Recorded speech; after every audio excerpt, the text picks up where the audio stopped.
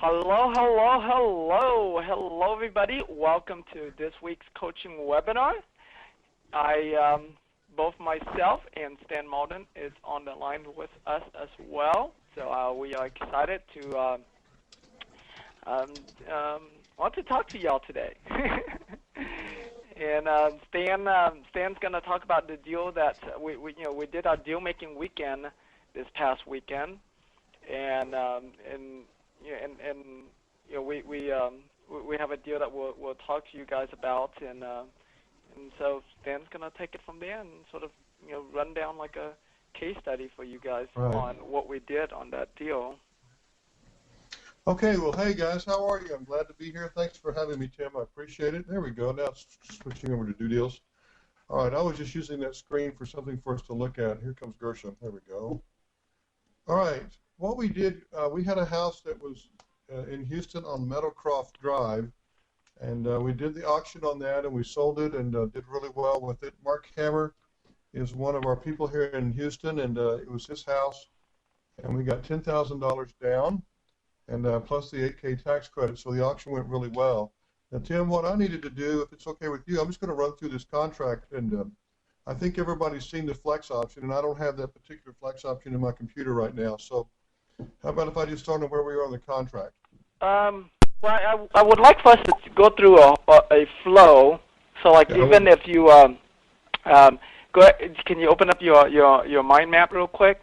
We can just type that in real quick for them, but let them know the flow of what happens from the beginning to the end, so that way they have a good grasp of what's going on.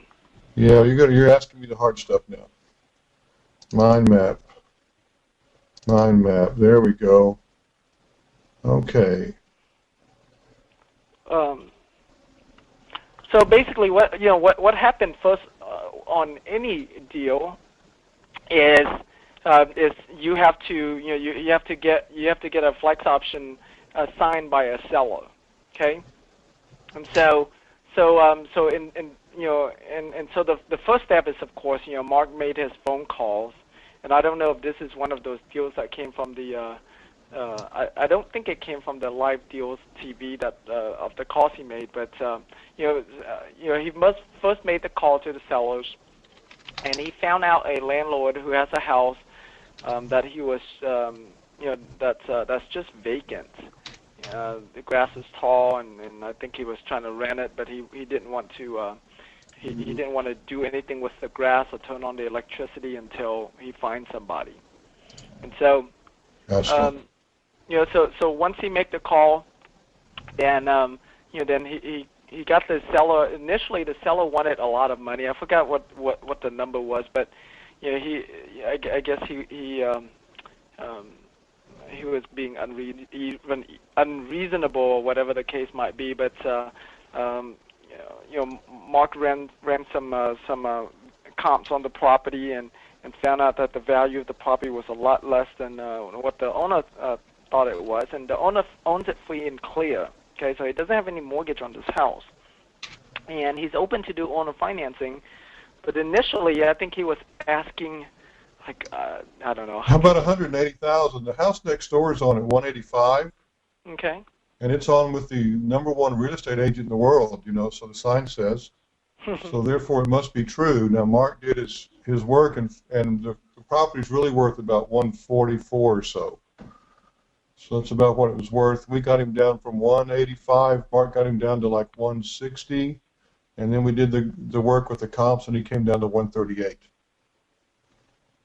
Okay. Yeah. So so he got down to 138, and we all know we did as you guys know, we did the deal making weekend this past weekend, and so Stan decided to attack that property. And I know that when they did it, there wasn't even any electricity in the house, right? Right.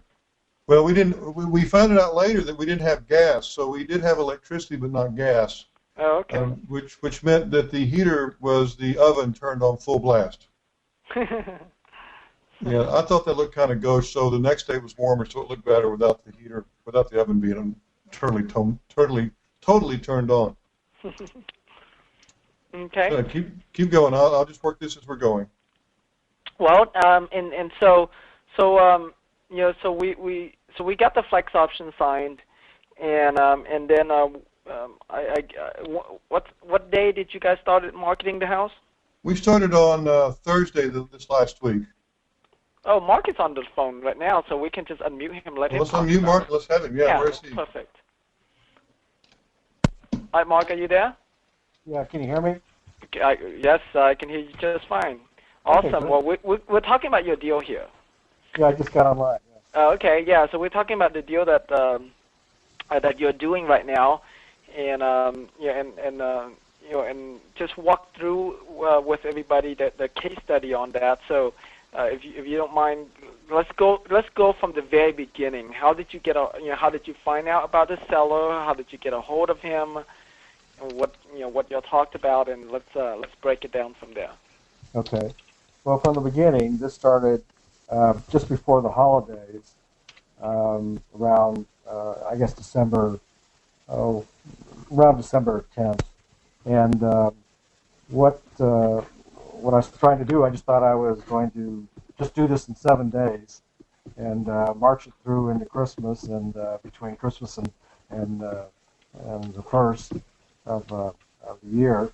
And I didn't feel real confident about doing it then, given the holidays. But I'm glad that we did it, because the owner wasn't really convinced that this was going to be good for him.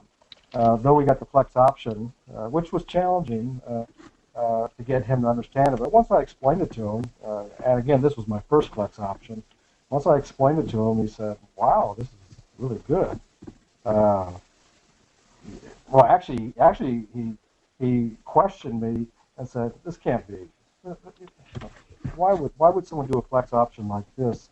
You're not trying to lock me in. You're not trying to force me into making me sell this house. No. It's you do what you want. You can try and sell the house. You can rent the house if you want, while I go and get somebody to purchase the home." And he said, "Well, if you're willing to do that, okay." And so first I put signs out around the 15th of December, and I got so many people calling me up. I got a little overwhelmed because I didn't know what to do with them once I got them. I didn't know that it was going to work that way. Where everyone was calling, I had all these people's names and saying, "I'll pay this much down," and I didn't want to waste them, but I just didn't know what to do. So, but I know I needed some more help, so I started asking questions, and I was surprised I was getting the help too that I needed from you all. I guess asking you shall receive. That's how it works. But anyway, I then at the beginning of the year, then I got involved in the apprentice program, and so then which was a little bit easier because you were right there, and so there was the emotional support. Just knowing everyone was there helped a lot. So when I finally knew that we were going to do this, which was about and before this point, I kind of just psychologically gave up on it. I just said, I don't know if this is really going to work out. I don't know how to make it work. Even though I was a mortgage broker in years past, I still needed help on the investment side, how to make it click. So, but anyway, about 10 days ago, we decided I brought it back up, and Stan said, "Let's do it." I said, "We're going to do it." And inside I was saying, "Oh God, we're going to do this thing." Okay. But anyway, last we were sitting in a session I guess it was last Thursday. I threw it up on the board, and he looked at the dynamics, and he said, "Let's go market it. Let's put the signs out on Friday." And people started. We set it up for Saturday where people would come, and they So started how many signs did you guys put out? Probably about 50 at the most. About 50, okay. About 50. Okay. And what's Tim? No, I said okay. Go on. Okay. And Mark, how come we didn't put more signs out? You know? um, I think we were worried that we were going to get ticketed, and so we really want to keep a good handle because there was a concern that amongst some of us that, well, if we put too many out, we wouldn't know where the signs were at, and the police might, the sign police might cart us away or ticket us at what, $400 a sign or something like that. But I put the signs out before, and there was no difficulty. It was just the homeowners association would pick them up, and Right. they would disappear that way. But there really wasn't, and there wasn't any hassle this time. It was mainly in our heads, just being overprotective and careful.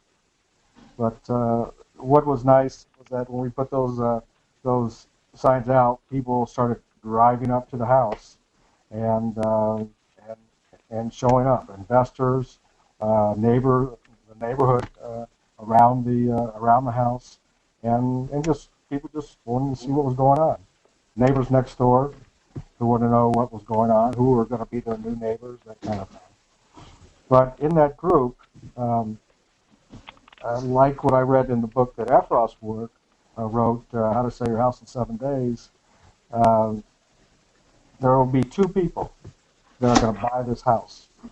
And those two surfaced, even though we had about maybe 70 people show up at the house, even with those 50 signs. I can't imagine what would happen if we put out 100.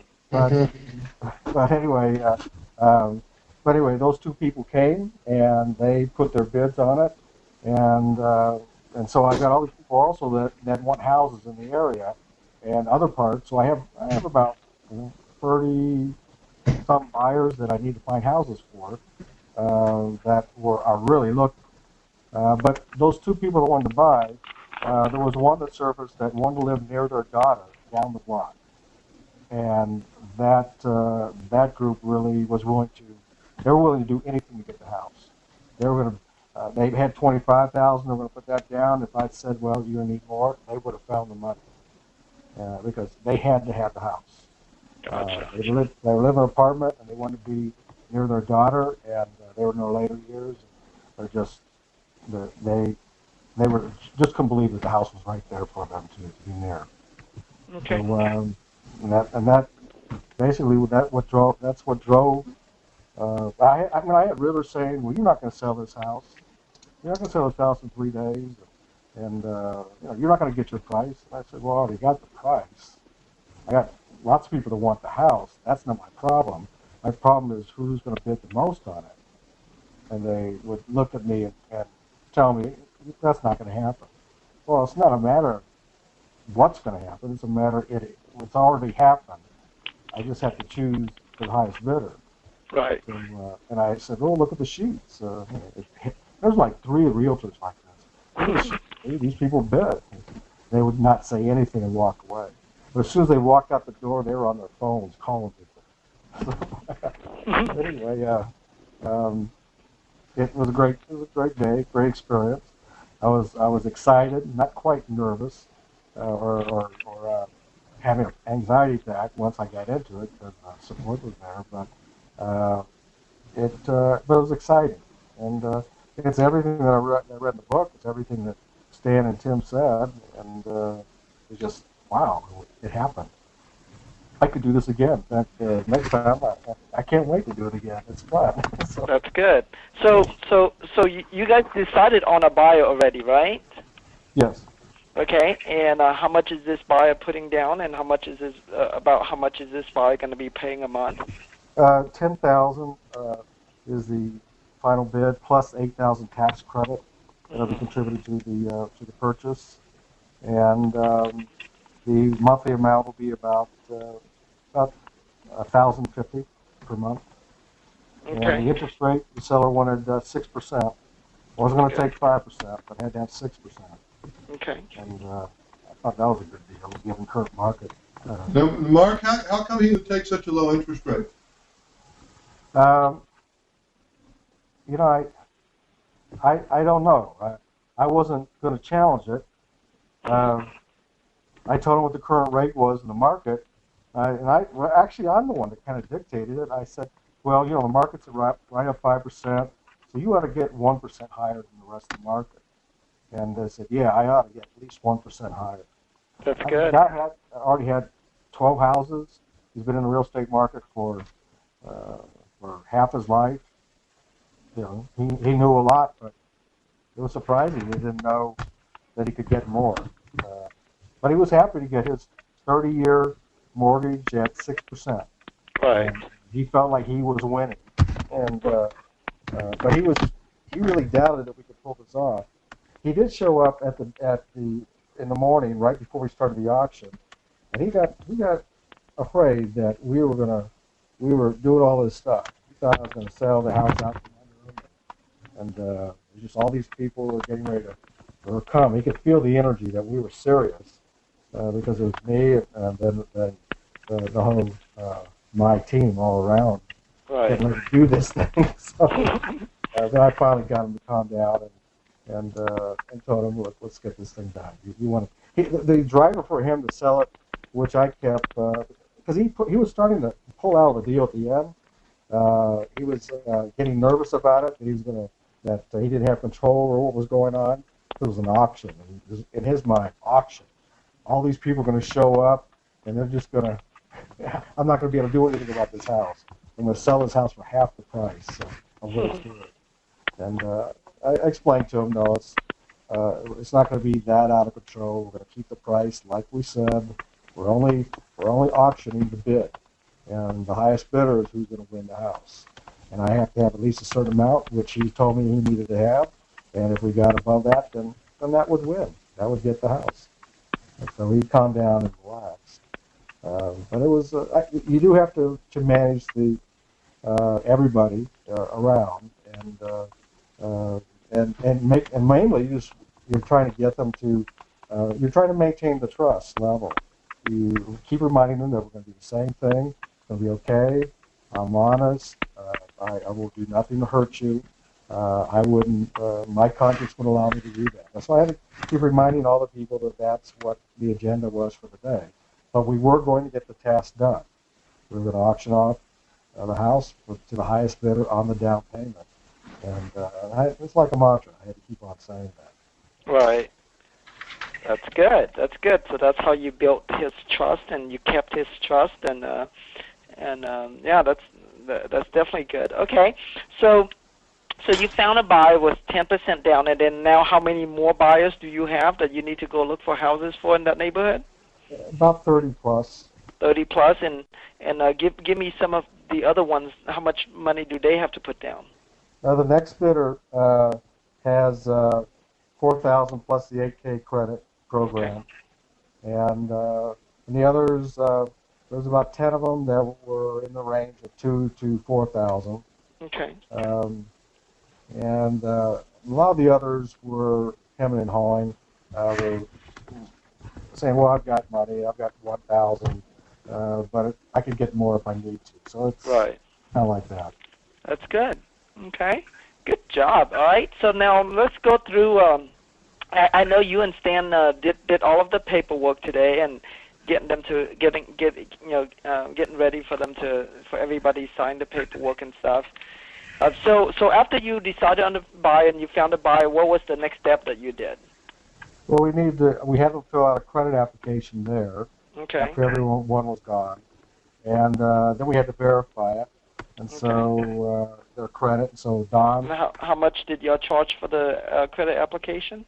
Well, we should have charged $95, but we didn't.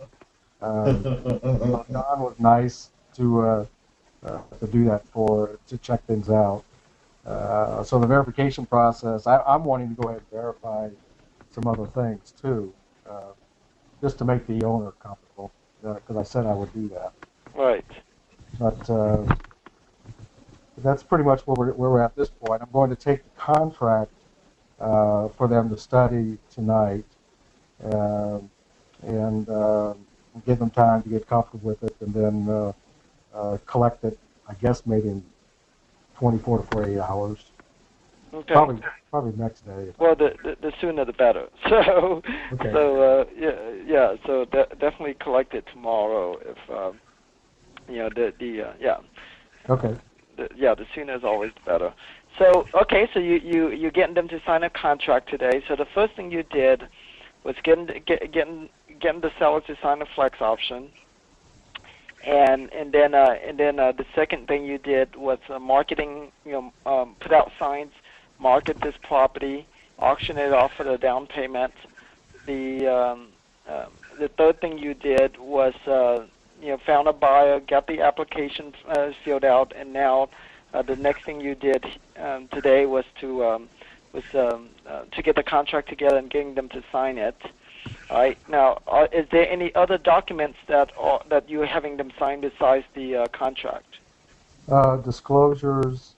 We're preparing a tax credit addendum as well, so that we can receive that later on. Yeah. Stan, while Mark is going through, can you type out in your mind map so everybody can see it, and perhaps they might want to write it down too? What are all of the forms that are involved in this transaction? So okay, go ahead. Go. So how many different documents are you having them sign? You're asking me, Mark? Yes, I'm asking you. Okay. Well, I'm having them sign the contract. I'm having them. I also gave them an amortization schedule to look at the payments. I'm having them look at the addendum seller's disclosure regarding lead-based paint, because it is an older house. It was built in '62. There's a notice to the prospective buyer as well, and let's see what else. I'm looking at the docs in front of me here. I made so many contracts that I want to study it. You have the notice here, Mark. We had to do the notice. Just so you know, Stan, we're not able to see your screen right now. I think it's on pause. Cool. There we go. I've been working real hard. All kinds of cool things on it. Thank you. Yeah, Stan really worked real hard. I think he needs a break too. Deserves one. He gets a break every night, so. He does? Okay. Okay, Stan, you don't deserve a break. Yeah, no.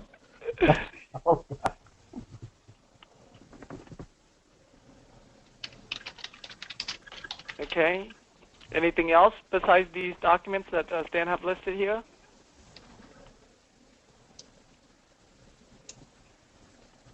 What else we have, Mark? There were 4 or 5 of them in there. So there's the seller's disclosure about the property, which you have there. And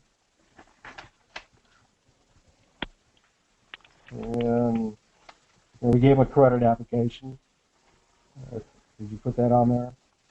I can. And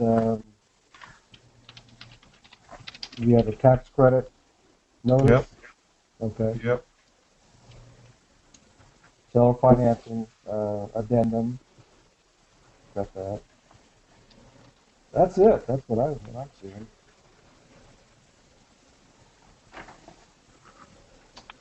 Okay. Yeah. All right. So So you're gonna get them assigned this. So how are you structuring this deal, and how are you making money off of this deal now? Well, it's set up where the selling price was at $146,000. How much you got it under contract with the seller for? Well, that's what we presented at the auction. No. Between you and the seller, how much is it between you and the seller? Oh, between myself and the seller, it's $8,000. The tax credit. That is above the that's above the selling price. So we're at 138, right, Mark?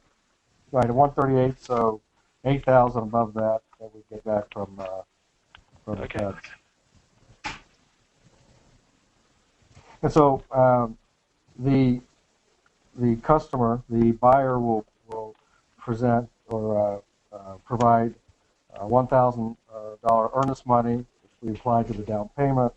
The total down will be $10,000, where the underlying note, the loan amount will be for $128,000, and that will result in a payment each month for principal and interest of $1,047, and at 6%, like I said before. And then we also have tacked in taxes, which were $304 a month. The area runs about $3,500 a month.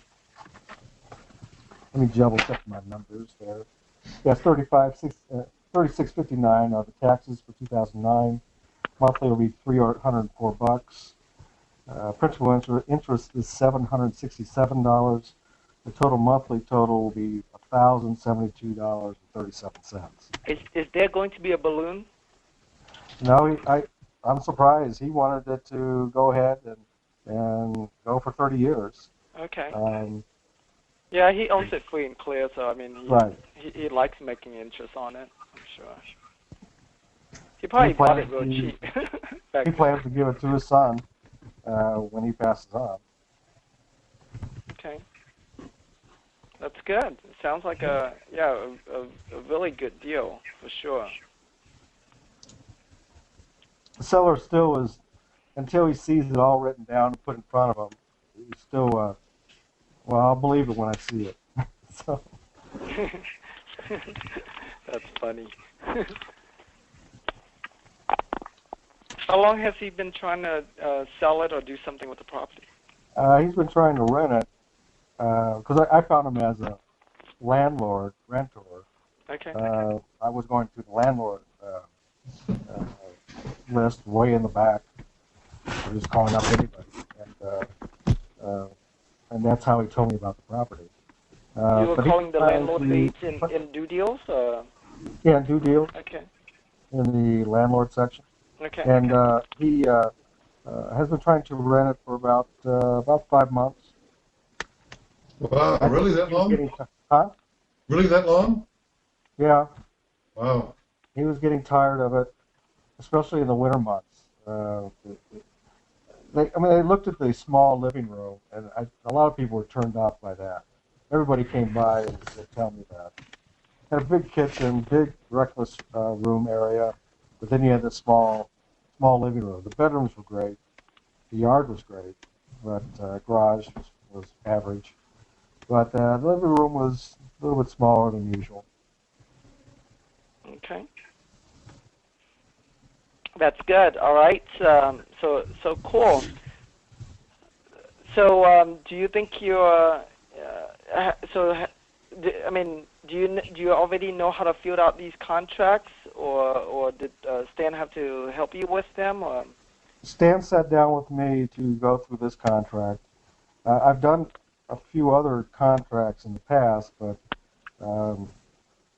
contracts are changing over the years. Right.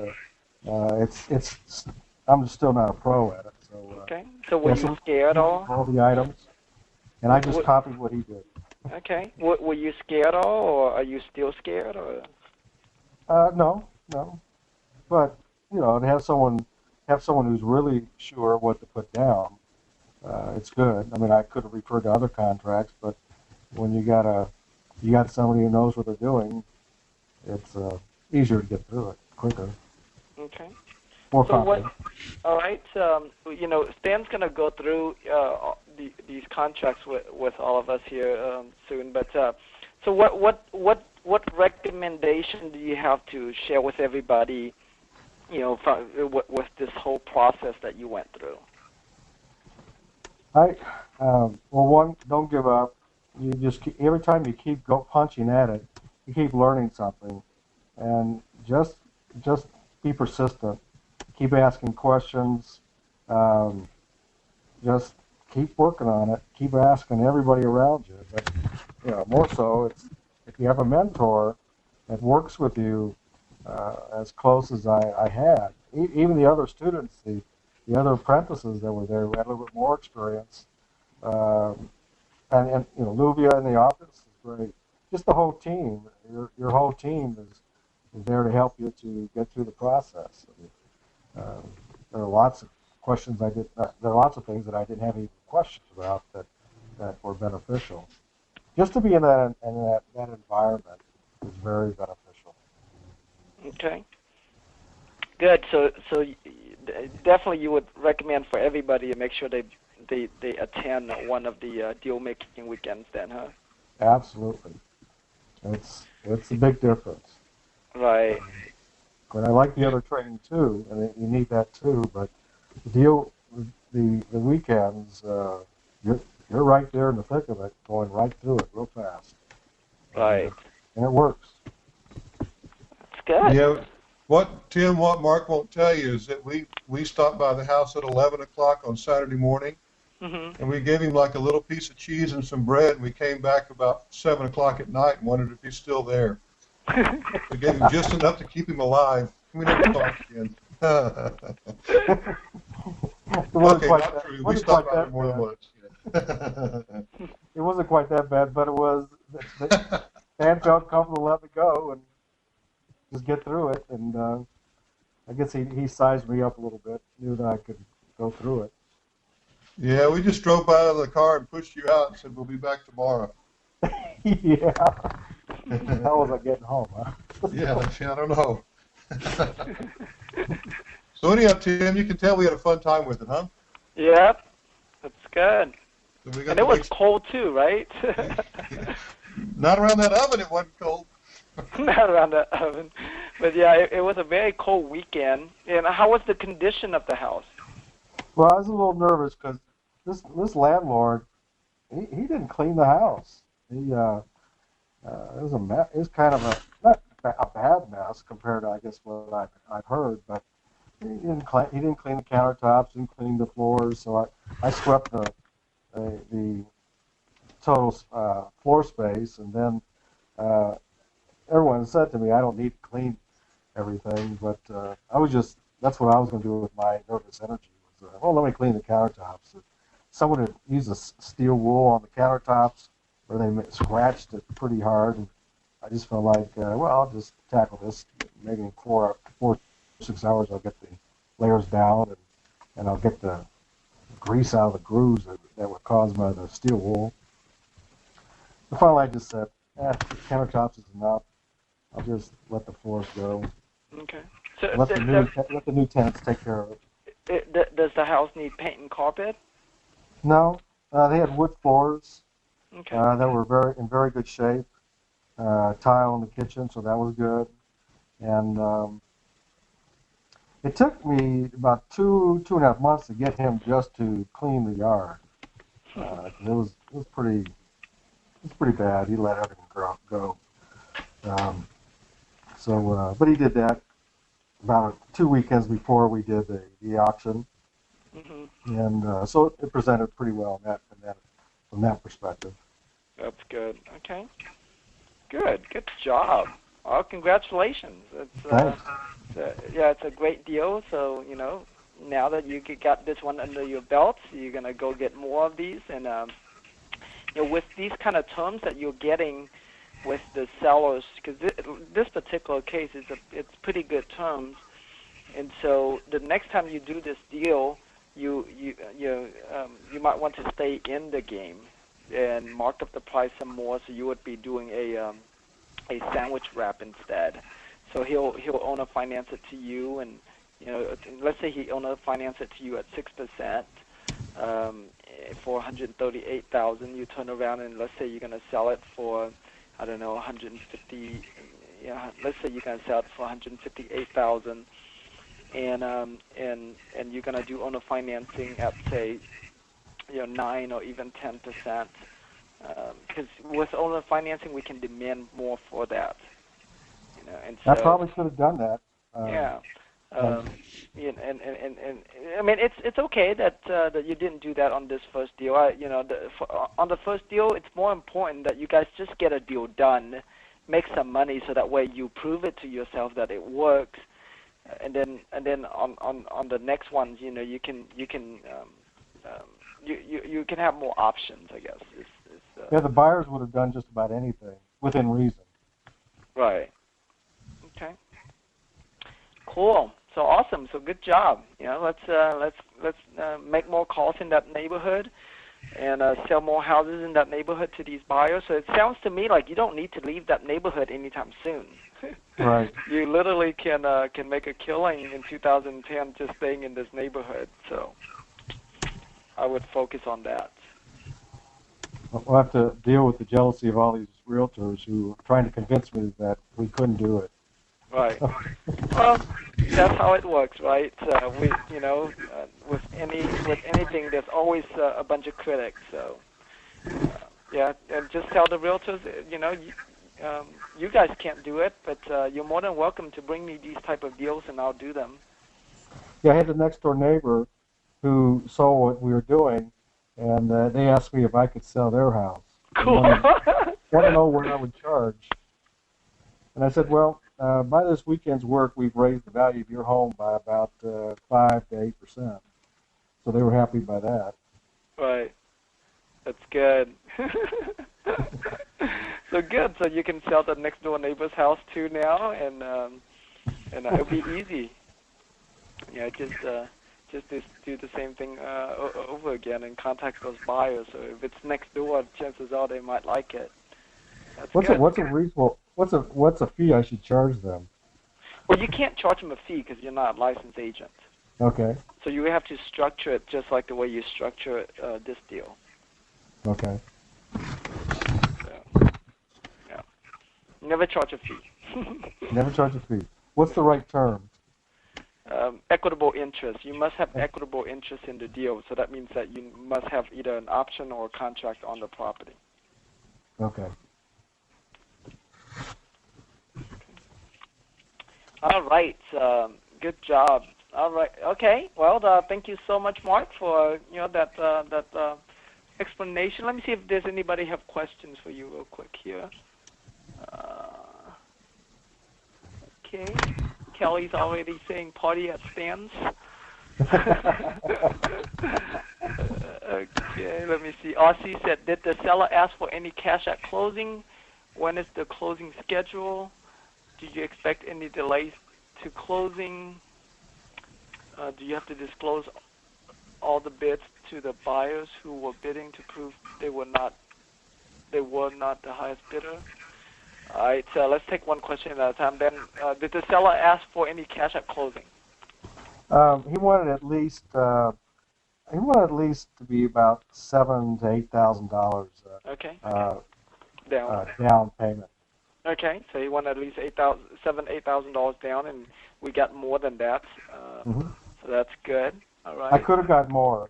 The person that was bidding was going to come back and was prepared to come back at 4:55, 5 minutes before the auction was over, and whoever had the highest bid, he was going to beat it. Gotcha. Okay. Did you call other bidders to see if anyone will bid more than 10,000? Yes, and they came, but they just couldn't Okay. couldn't deal with the higher bid. Okay. All right. And let me see. When are you guys trying to schedule this closing for? It's scheduled for the 15th of March. Okay. Why so long? 30 days. That's a long time for owner financing. Well, let's see. Is it March 15th? Well, we can do it sooner. Yeah, I think you should. You should schedule it for a 2-week closing would be the most. So schedule it for the end of this month. Okay. All right. Do you expect any delays in closings? I'm going to assume no for now. No. Everybody's yeah, eager. We only expect the best. So that's all right. Do you have to disclose all the bids to the buyers who were bidding to prove they were not the highest bidder? The answer is no. You don't need to disclose it to them. They don't really care beyond that, really. But all right, let me see. Anyone else have any questions for Mark before we mute him? I do. I have a question. Okay.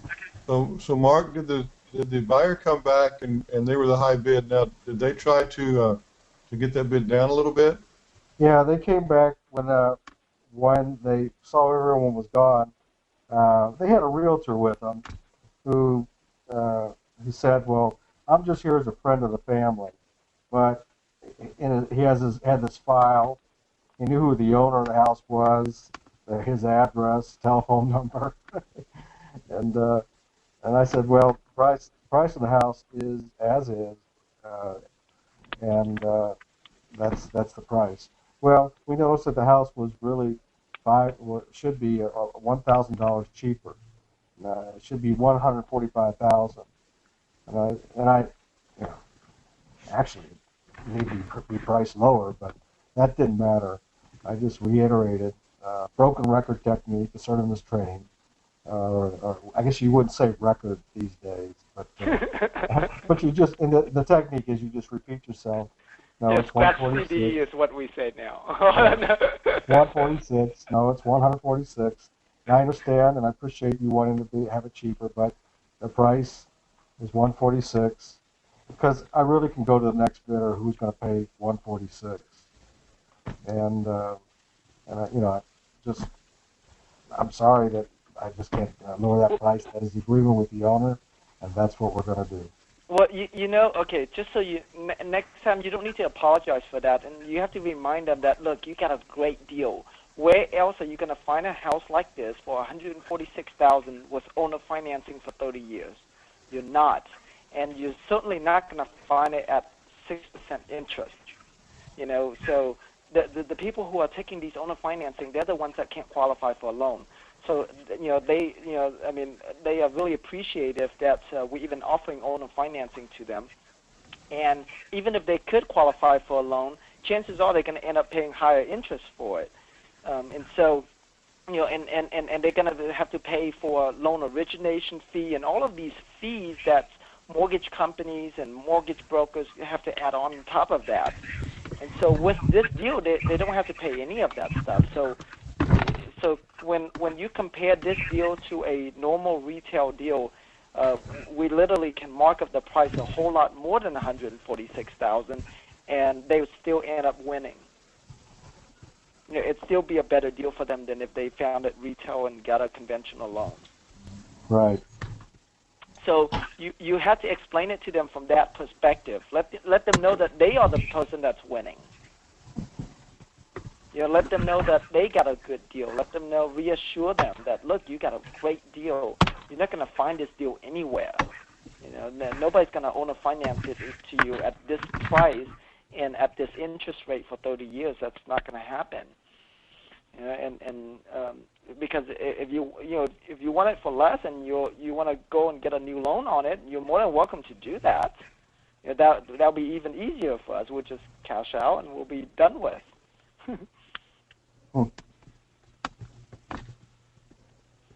So do explain that as a benefit to them. So that way, when they walk away from the deal, they feel good about it. They feel like, yeah, that's right, I did get a good deal.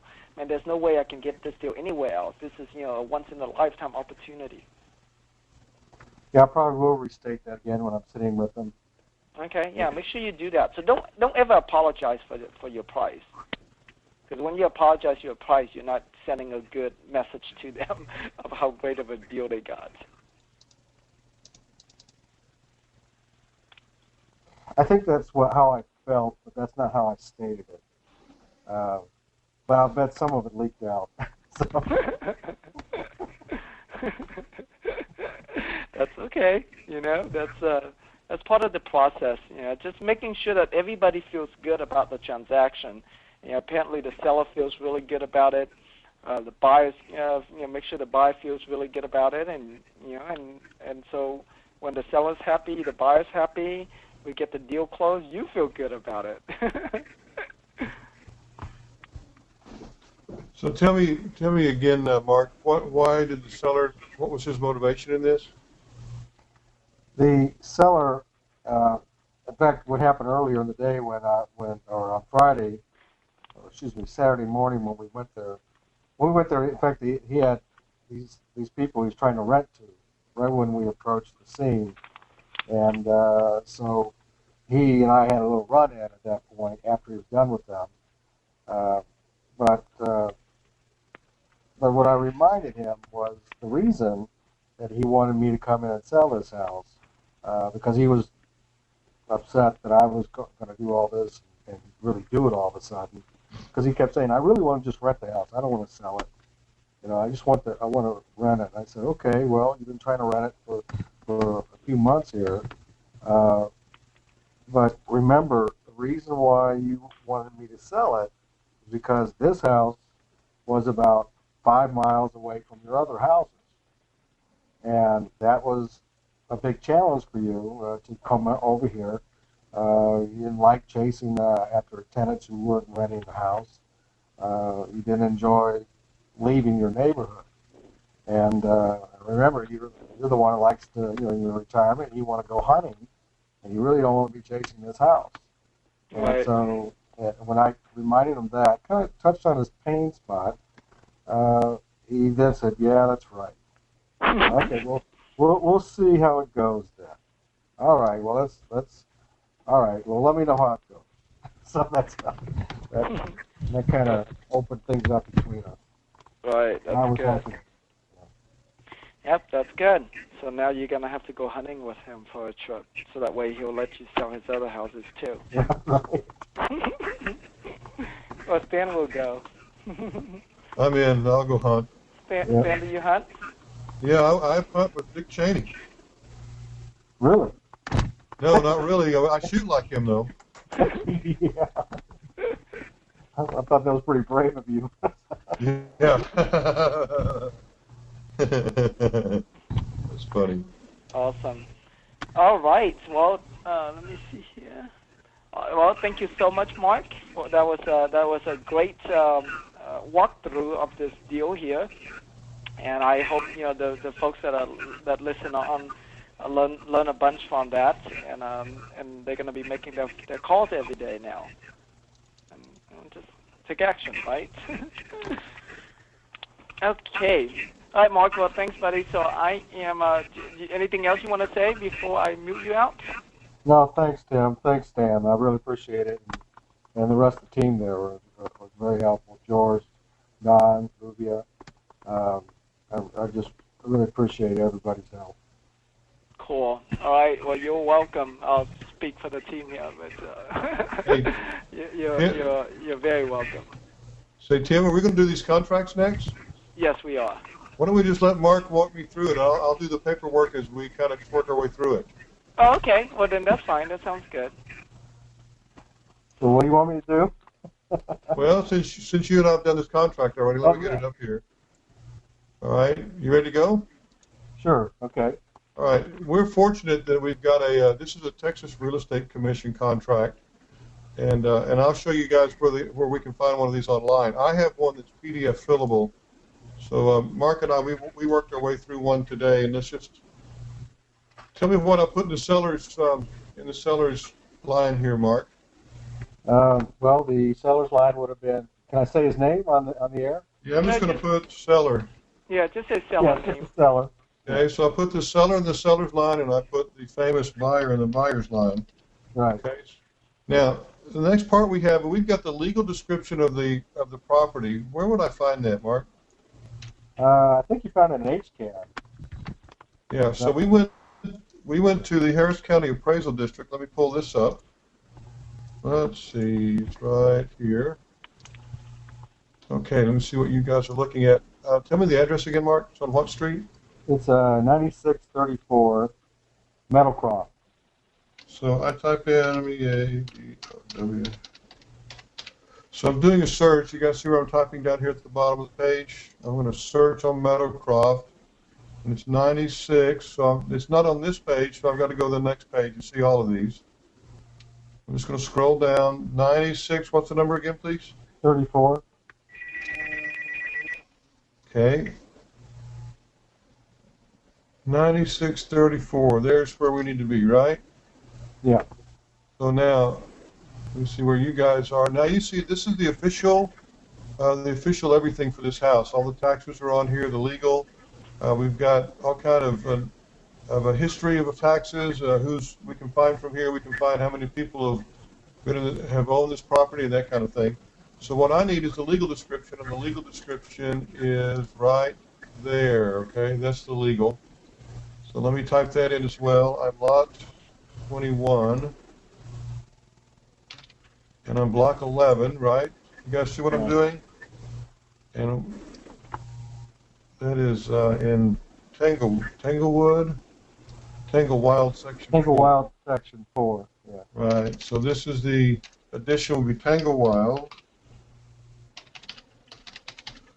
section 4. Section. Now this is I've got another contract we did before, so it's really it has a lot of this in here that I've already done. This is in what city, Mark? Houston.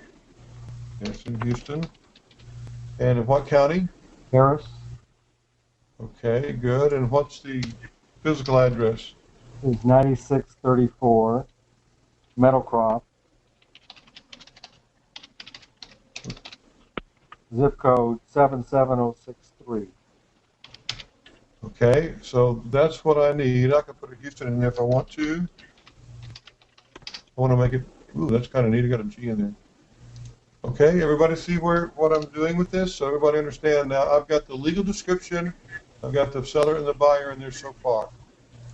Now we're going to talk about the things that are installed in the house, the improvements that are installed in the house.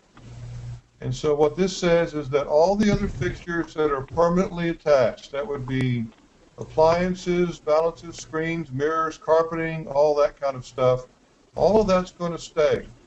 Plus air conditioning, stoves, fireplace screens, all of that's going to stay. And then number D is, these are the exclusions. This is what is not going to stay. So Mark, on this house, if his great-great-grandfather, Mr. Grant, had the ceiling fans that he captured in South Carolina during the Civil War, and they wanted to keep those in there, then that's where I would type that, right? Right. Or if you've got, Aunt Eunice's drapes that she made when she was 7, I want to keep those for a family heirloom. I would type all that in. This particular house has what? How many? None. None. So I just type in the word none. Okay. So there's nothing that I'm going to take out of the house. What you see is what you get. Okay. Now let's do the cash part of this at closing. Let's do the numbers part of this. And if you guys have a question, just type it in real quick, and I'll make sure we come back to it. Okay. So the cash price, and on the Texas Real Estate Commission contract, it's a little different. As I look at some of the other states, it's kind of backwards on this, but it is what it is. So how much is the sales price, Mark? 128,000. Oh, sales price is 138. Okay, so our sales price goes on the bottom line right here. How much are they putting down? 10,000. 10,000. That's the cash part of this is 10,000, and we're going to finance how much? 128,000. Right. So you take line C from line A, and then you get line B's 128,000. That's what we're going to finance. Now, in paragraph 4, this is where all of the financing is going to talk about all the financing. Tim, were you watching the question? So if I'm missing something, that I can go back. There's no question. So. Okay. So this is all the financing. Now, if I were going to get a loan, then I would fill out number A. If I was going to assume this loan, then I would do number B. But this is seller financing. We're doing wraparound mortgage, and we're doing a wraparound mortgage for 128,000. Yeah, it's a straight loan. Yeah. Right. So we're going to have a promissory note from the buyer to the seller for 128,000. We are putting how much earnest money in here? 1,000. Okay, we have $1,000 worth of earnest money, and And it's title StarTex title. yeah, we're going to go to StarTex title. Okay. And additional earnest money would be how much additional earnest money? None. Dang it. Okay. Now, the title policy, who's paying that? We decided it'll be at the buyer's expense. Okay, so we decide the buyer's going to pay for the title policy. So I just click this little button right here, and I unclick sellers. So just a click of a button, I just spent some money. So you see what I'm doing? I'm making the buyer pay for the title policy. Okay, and who's issuing that title policy? StarTech. Okay.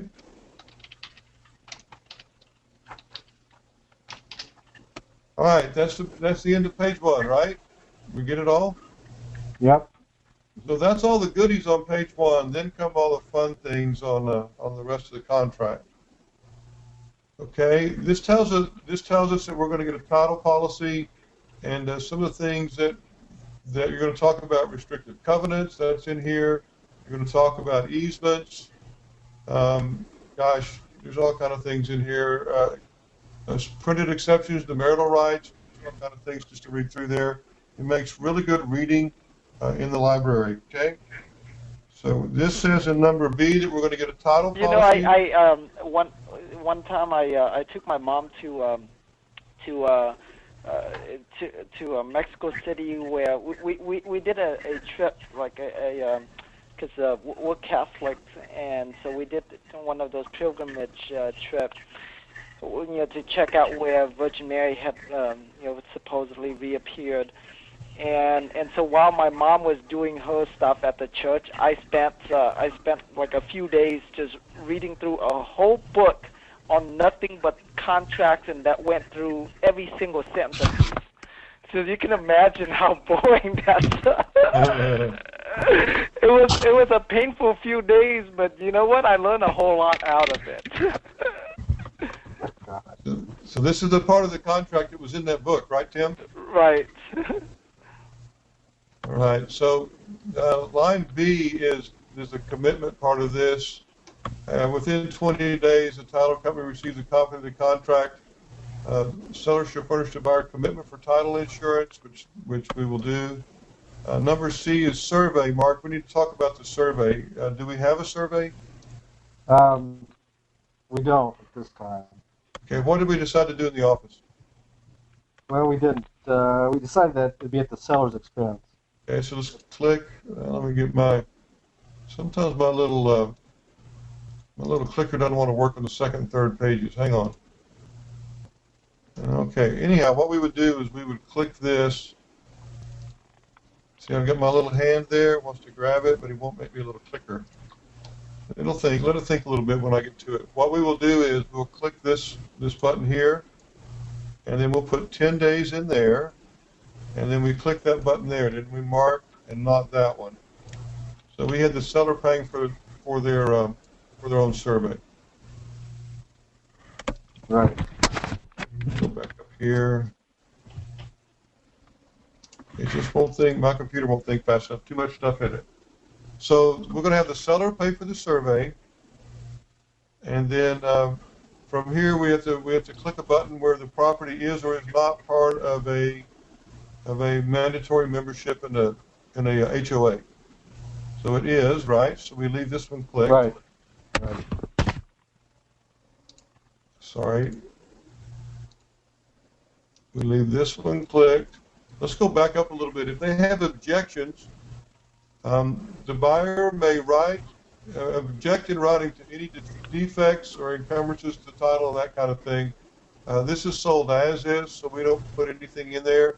Buyer must object earlier of the closing date or blank days after. This is a sold as is, so there won't be objections. We leave an NA in there as well. Yeah. Let me explain something real quick to everybody.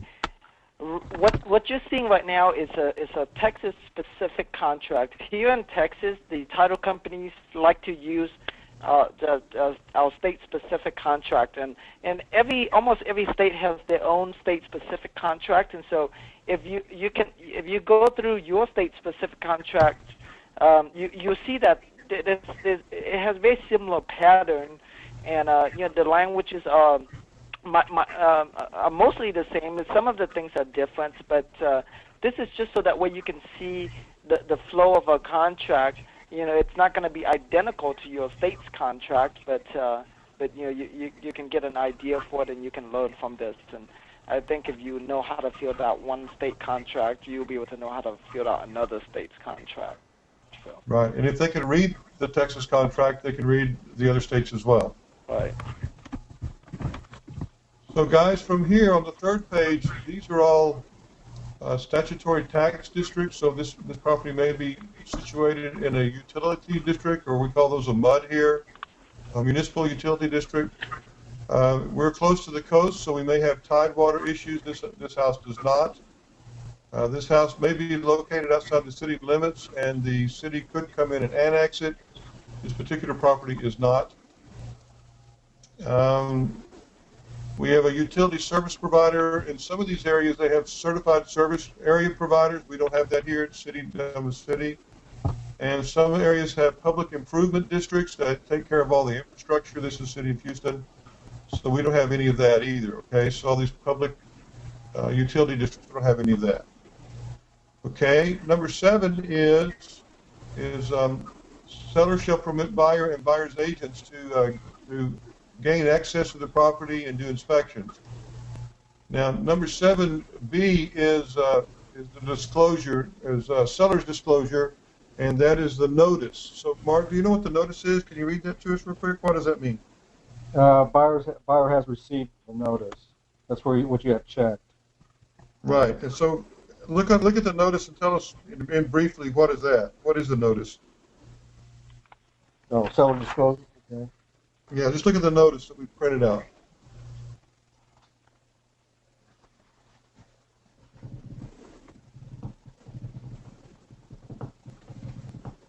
The seller's disclosure is what a seller will have a checklist of items where they go through everything in the house and disclose what the condition is.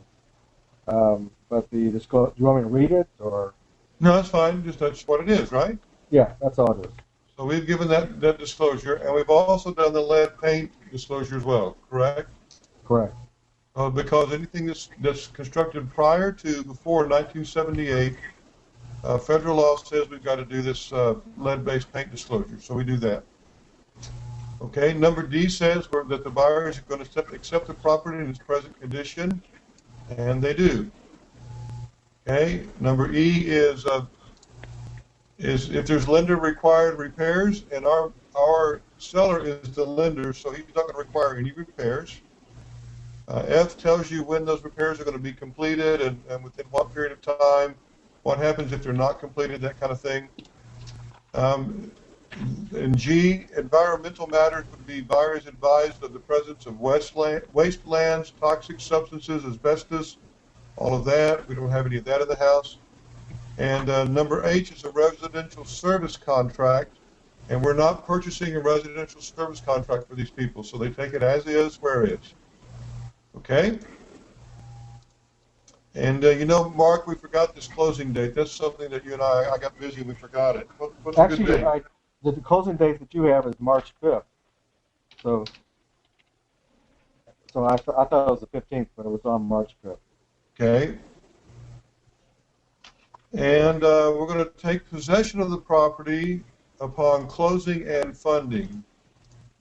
So they get to have the house when it closes and when it funds, okay? That's what this says right here. Okay?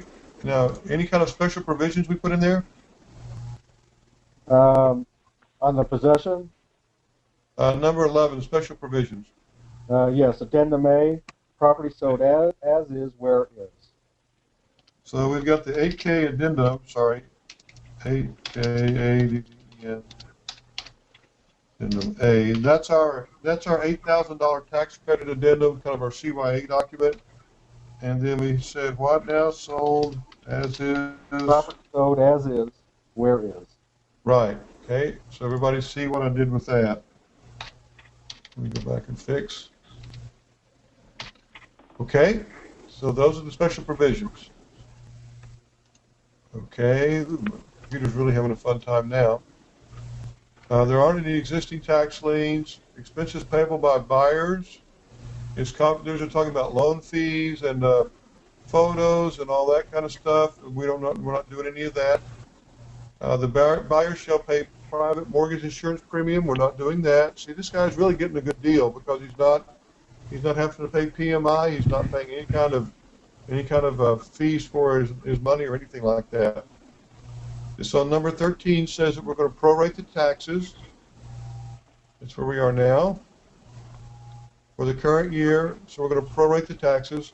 Number 14 basically says if something happens to the house before they close it, then they're going to go back and talk about the house.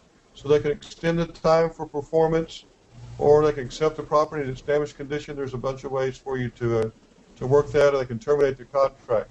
So let's say that the house, Mark is the contract on the house tonight, and then tomorrow a giant earthquake comes and swallows the house up. Then that tells the buyer they have the right to terminate the contract, or they may want to live in the house underground. Okay, so that's what that is, number 14.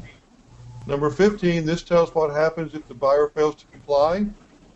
Number 16 is a mediation, which says you guys will or will not go to mediation. We usually check will, or you can check will. We will not do mediation. If this doesn't work out, we're going to sue each other. So what we'd prefer to do is check will, so that if they start to get into it with each other, we want to get them sitting down and not get the attorneys involved. Number 18 is about escrows. Number 19 says that all covenants, representations, and warranties in this contract survive closing. So all the covenants of the property, all the warranties of the property survive the closing. And if any representation of the seller is in this contract is untrue on the closing date, the seller will be in default. So they're saying that the seller's telling the truth. Number 20 says that if you're a foreign person, then you withhold. If you're not, you can withhold from sales tax proceeds the amount sufficient to comply with tax laws, which is not a big deal. And then 21, we put in there all the names and addresses of the buyers and the sellers. Okay, questions so far? Am I going too fast, Tim, or are we all good? You're good. Okay, number 22 is these are what the addendums are. So we've got a seller financing addendum. We have addendum for required notices. We have, let's see, we have the addendum for lead-based paint, and then over here it says other in the list, and then we would put 8K addendum. So that's everything that's in the contract, okay? Okay, Mark, is there a termination option on this one? No. Okay.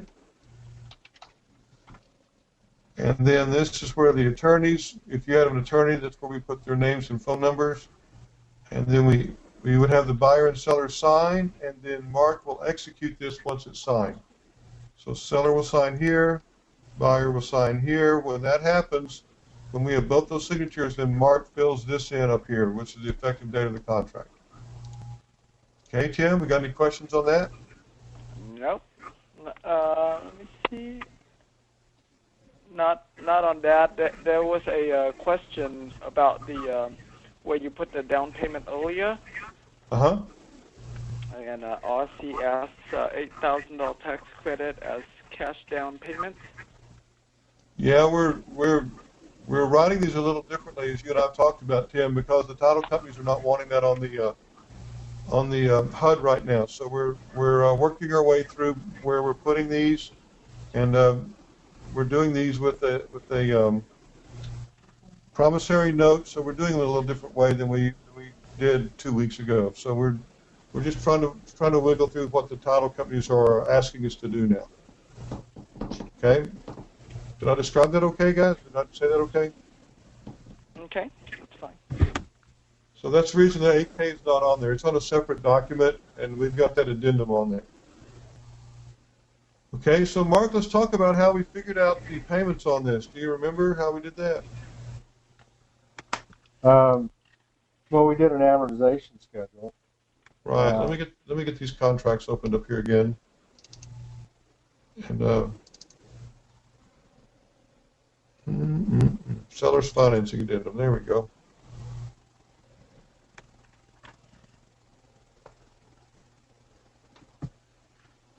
So now this is just a seller's financing addendum. We would type the address in here. That goes there. Okay. Now what do we decide? We've got to document this credit. So buyer shall deliver to seller within how many days? Mark? Yeah, we got it. 10 days. 10 days. And after the effective date of this contract, we're going to get a credit report, and that's all we're getting, isn't it? Well, yes, but I had said to the seller that we would verify employment and whatever we could on her. Right. So this particular document, guys, doesn't have the little X's in it, and I need to do that. This is a Word document and not a PDF document. I need to change it back to a PDF document. Anyhow, what we're going to get is we're going to get credit report. We're going to get verification of employment, including salary. We're going to verify that the funds are deposited in a financial institution, and a current financial statement. And if I have anything else we want to ask for, we just put it on these lines. Okay. So let's go to C. B says if all this isn't delivered in a timely manner, then then we can terminate the contract. That's basically what B says. So C says if we're going to have a promissory note, what's our interest rate again, Mark? 6%. 6%. So I type a little 6 in there. Now, are we doing one payment? Let's read this. And the way to do these is to read through them. By the way, let me go back. This says we're going to pay 6% on per annum on the note. Okay. Now the note will contain a provision for payment of late fee of 5%. Any installment not paid within 10 days of due date. Okay, and then those matured unpaid amounts will bear an interest rate of 1.5% per month, which is like 18%, right, guys? Right. And so that basically is the terms. These are the terms of the note. Okay, they're all right here on the contract. So now let's read further. We're not going to do one payment due. We're not doing one payment. We're going to pay this off in monthly installments of, including interest. Okay, that's it. Or interest only. So that's not it. So what we're doing is we're looking at these and choosing the best one for us. We're going to do this in one payment. No, that's not it. We're going to do it in monthly installments. Yes, we're going to do it in monthly installments. Or we're going to do it in interest only. No, we're not going to do it in interest only. So what we're going to do is number 2. So we're going to do it in monthly installments of, how much is that, Mark?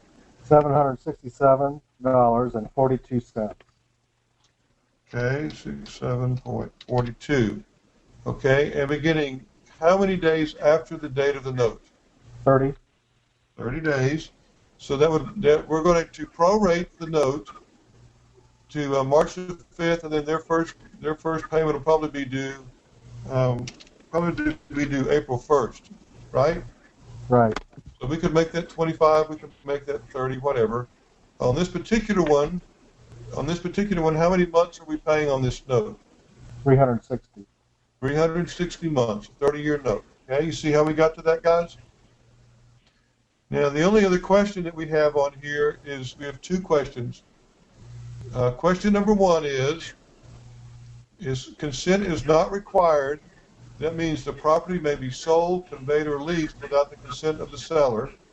Or I would check consent required. If any or all of these properties sold, conveyed, or leased for a period of 3 years, and then the seller, without seller's written consent, the seller may call the note due. What's that called, Tim, when the seller calls that due? Balloon. Okay, and this particular one is the due on sale clause. So we're going to check that one. Okay. Oh, yeah, calling it due meaning to foreclose on it. Right. So it says right here, seller may declare the balance of the note to be immediately due and payable. So that's the due on sale clause right here. That's what one looks like. And so that's the one that we check. Okay, we want to know if it's being sold or not. And then the only other thing we have to think about is, are we going to escrow taxes and insurance, or are we not going to escrow taxes and insurance? On this particular one, we decided not to escrow. Okay, is that it, Mark? Well, yeah, I have it left open because I'm not. Okay. I And wonder. you guys talk about that. You and your seller can talk about that, right? Right. Yeah. Okay. Patricia, I don't know what that means. This is, we're supposed to be, I don't get that. So we'll figure that question out. Okay. So now how did you get to this, this 767.42? How'd you determine that? Well, we took the $128,000 that was going to be financed and at 6%, and that was broken up into 360 payments. Okay, so why don't we just Google amortization schedules? That's what we did, didn't it? Right. So we went to an amortization schedule, and I think we did the one, I don't remember. I think we did bank rate, maybe, I don't remember. Let's just for grand go to, let's go to bank rate for fun. Okay, you guys see where I'm going? I just Googled amortization schedule. What's your mortgage amount there, Mark? 128? 128. And term is 30 years, and what's your interest rate? 6.0, and that will tell you, that'll tell you your interest rates. Everybody see how I got to that? Okay, and then we can show the amortization schedule as well. So let me see where that goes. So here's the amortization schedule. This is 30 years of amortization schedule. Now, Mark, you and I went to a different site, so it's printed up a little better, right? Right. So this tells you all the amortizations that you need to know on the loan. Yeah, Okay. I like that amortization schedule because it's got the monthly payments down there too. Right. Yeah. So it's got, on these, it tells you what the payment is, what your principal paid, and the interest, and the yearly interest as well. Okay. And so when you printed that out for the whole 30 years, didn't you? Right. So for tax purposes, when your seller goes to give them their tax form, he just goes to this amortization schedule and he just type it in the box. Pretty simple. Right. Okay. All right, Tim. What else do you need to know about this one? That's I think that's about it. There are other disclosures and stuff, but we don't need to go through. They just need to know that they exist, so that when you guys need them, we'll share that with you, and you can use that in your market area. But the other disclosures and stuff are pretty simple.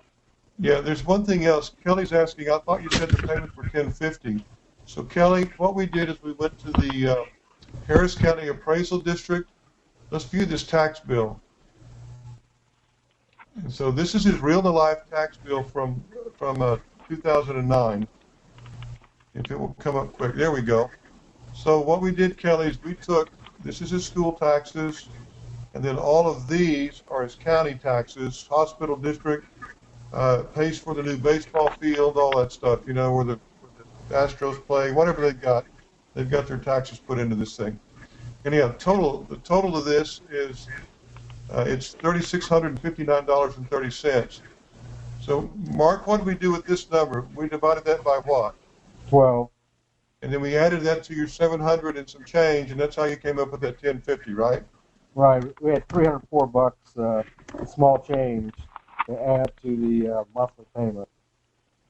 Okay, so you see how we got to the total monthly payment? Now, there's one thing that's not in there, right? What's the one thing that's not in there? Sure. Yeah, insurance is not in there. Okay, we're going to have the buyer carry their own insurance. Okay, Ron's asking when and how does that payment take place? So when and how, most of these will happen on the first of the month, and most of our people, especially this one, this particular one, the seller owns it free and clear. And so what he's going to do is just get a check once a month from the buyer, and that's his payment. That's his payment and his taxes, okay, not his insurance. Okay, so that's how that one will work. Correct. Taxes are, we call it escrowed in the state of Texas. Taxes are escrowed, insurance is not. That's correct. Not the insurance payment, the AK payment to Mark. How's the AK payment taken to Mark? Well, what we're doing is we will, we've got some paperwork that we're working on now that's going to give us a, oh, help me out, Tim. It's going to give us a promissory note on the AK, and then when that check comes in, then the buyer and one of us will walk down to the bank and we'll cash that check and put it in our account.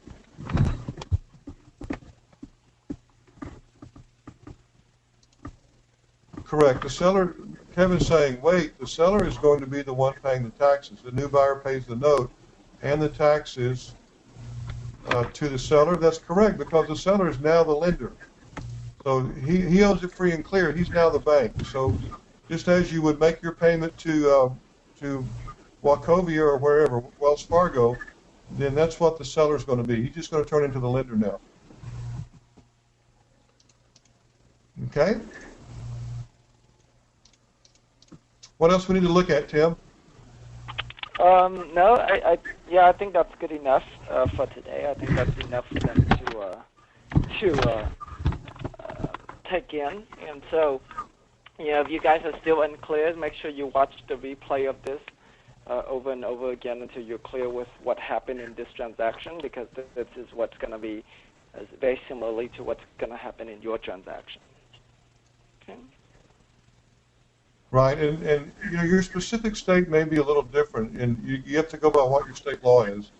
And in Texas, I know that I pay my own taxes and insurance. I hang on to that money as long as I can, So if it's different in your particular state, then go by what your state law is. Okay? Yeah, well, I mean, with this being non-escrowed, that means that the buyer or the borrower is responsible to pay the taxes and insurance, themselves. So it's not, the seller is not going to, they're not going to pay that to the seller a little bit each month. So at the end of the year, they'll just be responsible to pay it themselves. Right. Ron's asking, does the 8K tax credit get paid to the title company? No.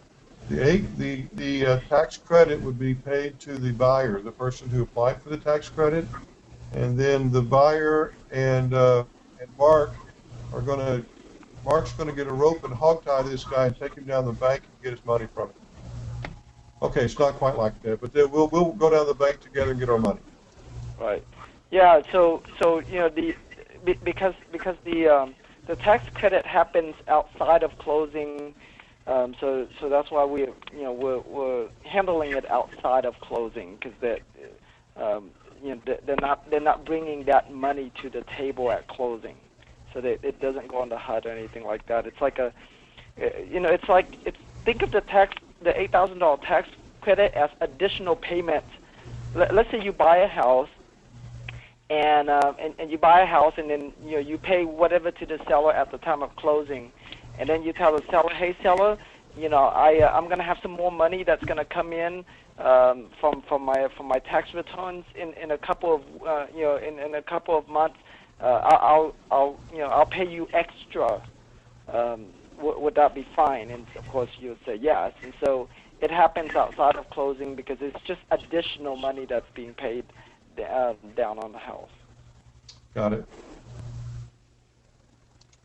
Ron's asking about the length of time. How long does it take, Tim? How long does it take for the tax credit? Yes. Well, with the way the tax credit is now, I know, Stan, you talked to the CPA this morning. And and the CPA is now saying it's going to take 4 months to get it. when before, before with a electronic filing, we can get it within like 10 days, and then with paper filing, it takes 4 to 6 weeks. And so maybe I'm just going to assume, I don't know what the CPA said, but I'm going to assume that the IRS is behind on all of these payments, on all of these tax credit request applications that are being sent in. So it's taking longer to get pay. And so we were talking about, Stan and I were talking about, well, rather than waiting for the tax for the tax credit, which happens for which will take place a few months down the road, what we could do is we can negotiate with the seller to let us get the $8,000 now from the $10,000 down payment that the buyer is giving, and the seller will wait for that $8,000 tax credit. Right. And it's like everything else we do, Tim. If we say it's going to be 60 days, it'll take 90. So we tell them it'll take 120 days. If it takes 90, then we're all happy, right? Right. So, yeah. And then Kelly wants to know what Mark's cut is. Kelly, I'm charging Mark $7,990 to teach him how to do this, and then he gets to have what's left over the tax credit. I'm happy. I'm very happy. But he's always good. Now he has the knowledge, see, so now he can do it on his own. No, I'm playing. We had a pretty good team there this weekend. We'll split the tax credit. Yeah. Well, let's not say the word we'll split the tax credit. Say we'll split the $8,000. That's right. We're gonna just party for months. Okay. What else? Yeah, I think that's all the questions. Let me see. Yeah, basically the higher sales price. I think Frank's asking if it's not on the HUD. The reason it's the what's happening is our title companies are asking that not to be put on the HUD because they don't want to be guaranteeing anything that the IRS is doing. Okay, so they don't want to be insuring any of that. So basically, what they're saying then is we've got paperwork out that we can do it outside of closing. So we sold the house for like 146, wasn't it, Mark? Something like that. Right. And then we'll do a promissory note of $8,000, which makes him finance. He's going to finance with the seller after his $10,000 down, 128. So that's how we're accounting for everything. So we want to do it all in writing. We want to do it all on paper, and we're trying to, as the title industry changes a little bit and makes little tweaks in their system, we're just adapting to those tweaks. Okay, that's what we're doing now. I'm already anticipating the buyer is going to be pretty happy that note's not going to be at 136 when it really is going to be at 128. Oh, absolutely, and they ought to be just peachy happy because to rent it was $1,300 and they're down to $1,050. So I bet they're going to be real happy about it. Yeah. Right. So, okay, well I think that's all the questions there, Tim. Awesome. All right. Well, then we'll wrap up this show for today. I hope you guys enjoyed that. I enjoyed it a lot. There's a lot of stuff for you guys to learn there. So make sure you watch this webinar, over several times and take notes on that. And all right. Well, thank you so much, Mark, for getting on and walk all of us through this. That's really awesome of you. And just in case anybody don't know who you are or forgotten about you, Mark is a life spiritual coach. Okay, and he's actually my spiritual coach, and he's helping me through my spiritual journey. As I'm moving along here, and so tell everybody a little bit about what you do, outside of real estate, Mark. Well, what I do is again, Tim said I was a spiritual life coach. I'm also a Chinese medicine practitioner, and I'm also a Tai Chi master. And so I work with lots of people that are on their spiritual journeys, employing alternative health so that they can get better and support their bodies while they are reaching higher. I myself am on that journey, and so the benefit is that from my mistakes, I help other people be a little bit more efficient in their journey upward. And but I enjoy sitting down with people and helping them not just practice the first level of spiritual religious practices, nor the second level, but more the internal, the hidden secret spiritual practices that help one go higher, where you can have an intimate relationship with the Creator, not just an intellectual, educational perspective, but where you actually come into deep personal relationship with the Creator. So that's what I'm about. That's what my life's about. Thanks. That's good. Yeah, and so if you guys need, or if you guys want to learn more about that, or get into that, get into the journey I'm getting into, certainly contact Mark. Mark, do you have a website you want to give out or anything? Yeah, they can go to www.squidoo, that's SQUIDOO.com/spiritual_life_coach. And there's information. There's also lots of other web pages. I think there's about 50 web pages there. But that's a good place to start. Yeah, and we made it easy for you so that way, just in case you didn't write all of that underscore stuff down, we made a shortcut. So if you go to dodeals.com/Mark Hammer, MarkHammer, it'll take you to his website. So if you just go to dodeals.com/Mark Hammer, it'll take you to his website too. So there you go. Check him out. Awesome. All right. Well, thank you so much, Mark, for everything that you do. I really appreciate you. And thank you to you too, Stan, for going through line by line here with on the contracts with everybody. That's really cool of you to do that, because I know I hate doing that. Those kind of stuff. So awesome. All right, everybody. Well, you have a great evening, and we'll talk to you next week. We'll see you. Thank you, Tim. All right. Thanks, y'all. Bye-bye.